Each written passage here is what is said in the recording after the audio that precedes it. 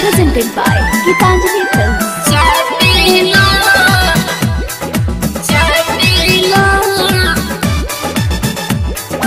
Music by Ashok Baba.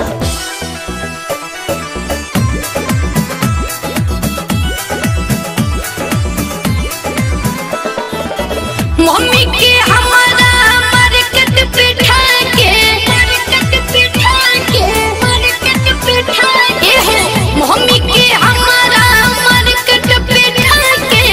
कहावतिया वेलो लगे सटा के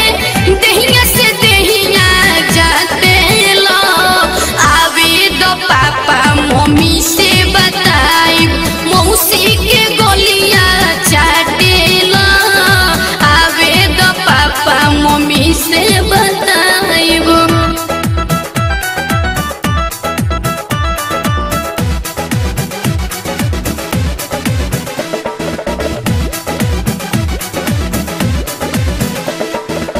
नौकरी से रोजे रोजे कह के बहाना घर ही में ड्यूटी चलावे लो सब बुझतनी मम्मी के आँखी में झोंके लो धूर तू हमरा के चॉकलेट चटावे लो कहेला हमरा के लोगे बोला के लाउरा जनी गंधा तो कनिया से जाके मौसी के सीना से साटेला आवे तो पापा मम्मी से बताई मौसी के गोलियां चाटेला आवे तो पापा मम्मी से बताइबो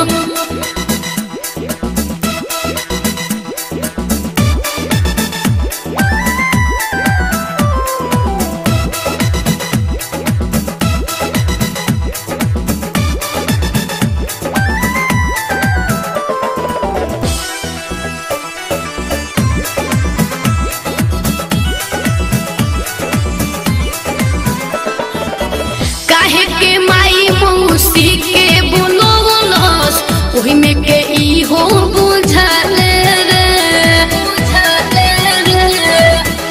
का बुझलो छोड़ी के नहीं हर के नया भोजनवा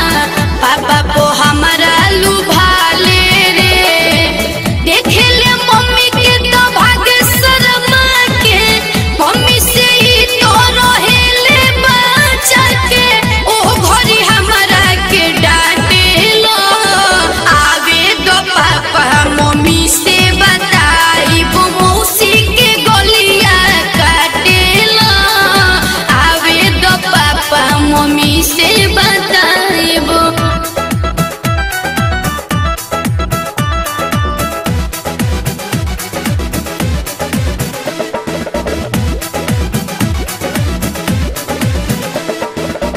बाबा बुलेट के ना बुझो तू लइका बुझे ले सब तोहर खेला हो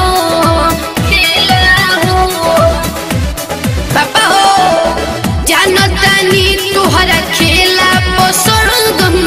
पपुआ माजा लेला हो आज ना हम एको बात छिपाइबो साफ साफ कुल मम्मी के बताइबो काका तू घटना घटेला आवे दो पापा मम्मी से बताई मौसी के गलियां काटेला आवे दो पापा मम्मी से बताई मम्मी के हमारा मार्केट पिठा के कहावतिया वेलो लगे सटा के दहिया से दहिया जातेला आवे दो पापा मम्मी से बताई मौसी के गोलियां काटेला आवे दो पापा मम्मी से बताइबो Presented by Gitanjali Films.